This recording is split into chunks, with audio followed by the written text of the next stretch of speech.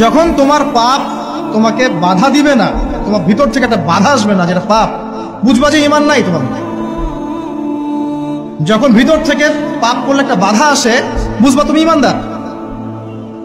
মানে পাপ করলে যদি বাধা আসে ভিতর থেকে যে আমি একটা খারাপ কাজ করেছি, আল্লাহর কাছে আমাকে তওবা করতে হবে, ইস্তেগফার করতে হবে, তখন বুঝবেন যে আপনার ভিতর ঈমান আছে। এই জন্য আল্লাহ পাক আপনার মনের মধ্যে এই চিন্তা নিয়ে আসছেন। আলহামদুলিল্লাহ।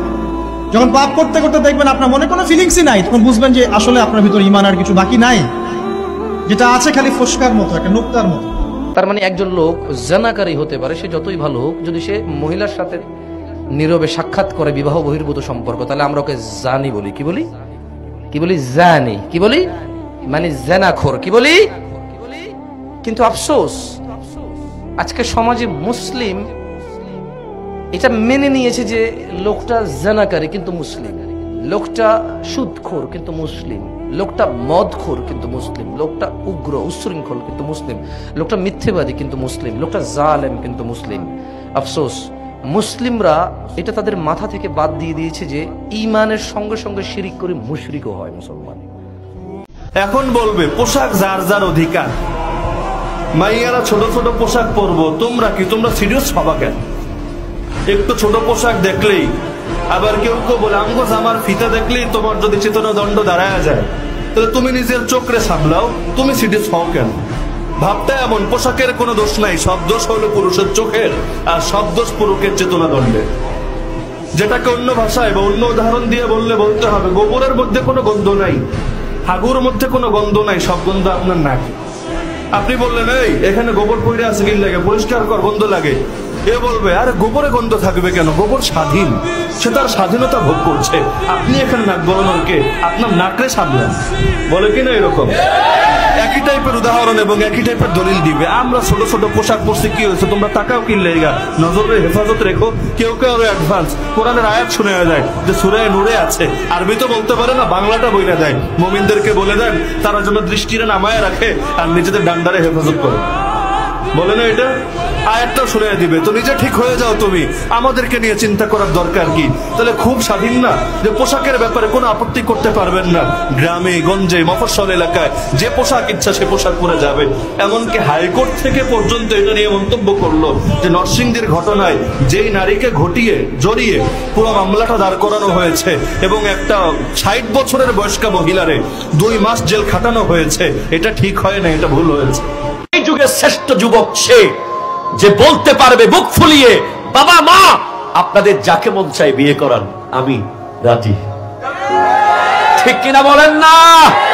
আমি মনে করি সে সমাজের শ্রেষ্ঠ যুবক বর্তমান সময়ে, যে তার বাবা মাকে এখতিয়ার দিতে পেরেছে, এই বাবা মাকে তাদের স্বাধীন ইচ্ছা দিতে পেরেছে যে আপনাদের যাকে মন চায় আপনি শাদী করাতে পারেন, আপনাদের কথা মতো আমি প্রস্তুত আছি।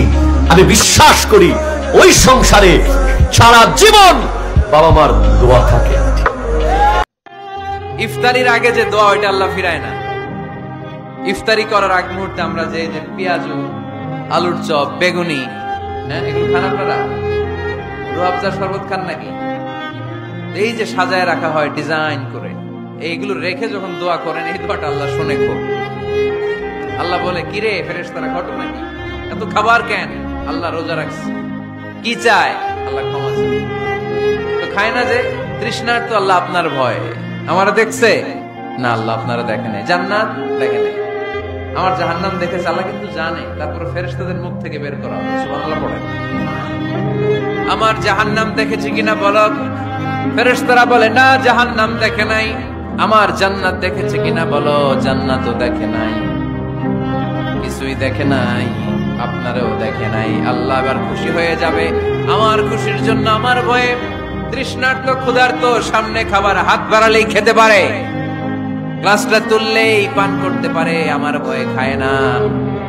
আমার ক্ষমা চায়, আমার কাছে ক্ষমা প্রার্থনা করে। এখন আমার বান্দা যা দোয়া করবে, বান্দার সব দোয়া আমি কবুল করে নেব। ভাইয়ের স্ত্রীকে ভাবি না ডেকে বড় আপু ডাকাটাই সবচেয়ে উত্তম।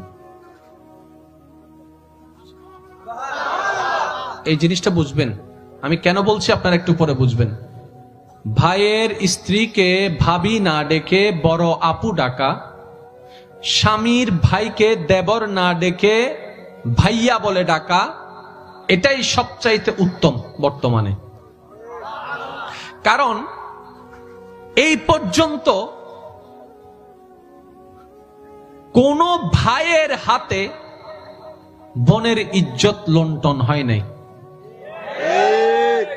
এটা একটা কমন সেন্সের বিষয়, একটু বুঝবেন। আপনি যখন মাথায় বসাই নিবেন এটা আমার বোন, শয়তান আর এখানে দুষ্টামি করার কোনো সুযোগ।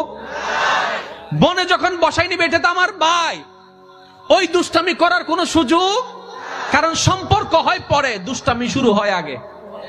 আর প্রত্যেকটা কিছুর মাঝখানে শয়তানের ইন্ধন থাকে। তো সেজন্য নবী বলেছেন এটার থেকে বেঁচে থাকবা তোমরা।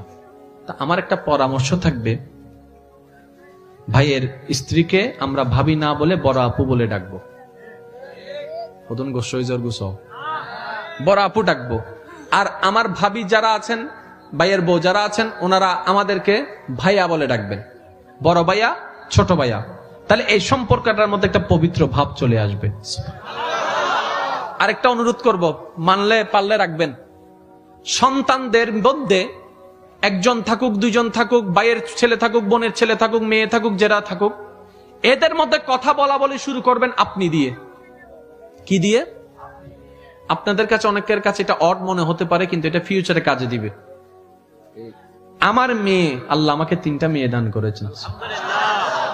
আমার ভাই মুফতি সাইফুল ইসলাম বাড়িকে আল্লাহ একটা রাজপুত্র দান করেছেন। আমার মেয়ে সৈয়দা সায়াবা বাড়ি সবার বড়, তারপরে সৈয়দা সানেখা বাড়ি, তারপরে হয়েছে আমার ভাইয়ের ছেলে সৈয়দ হুসাম বাড়ি, এরপরে আমার মেয়ে হয়েছে সৈয়দা সাউদা বাড়ি। তাহলে 2 মেয়ে বড়, ভাইয়ের ছেলে 3 নাম্বার, আর মেয়েটা তো ছোট্ট যেটা কোলে, এটা বাদে দিলাম। আমার বড় মেয়ে তার ছোট ভাইকে আপনি করে কথা বলে। আর মজার বিষয় কি জানেন? হোসাম বলে না, বড় ভাইয়া ডাকে। তো একদিন তারা যখন দুষ্টামি করছে, আমি তাকাই রইলাম, আমার মেয়ে ছোট ভাইকে ডাকতেছে, বড় ভাইয়া, বড় ভাইয়া। দেখি ও দৌড়াই আসছে, বয়সে ছোট কিন্তু ডাকালাম বড় ভাইয়া, বয়সে ছোট ডাকছে আপু। বড়জন মেজজনকে মেজ আপুটাকে, মেজজন বড়জনকে বড় আপুটাকে। এটা আজকে বুঝবেন না, যখন সম্পত্তির জন্য বড় হয়ে যাবে, 2-4টা সংসারে কথা চলে আসবে, ওই অভদ্রতা সম্পর্ক নষ্ট আর হবে না। কেন? যখন কারো জন্য মাথায় সম্মানবোধ শব্দ বসে যায়, তার সাথে আমরা বেয়াদবিও করতে পারি না, ঝগড়াও করতে পারি না, সম্পর্কটা সুন্দর হয়ে গেছে।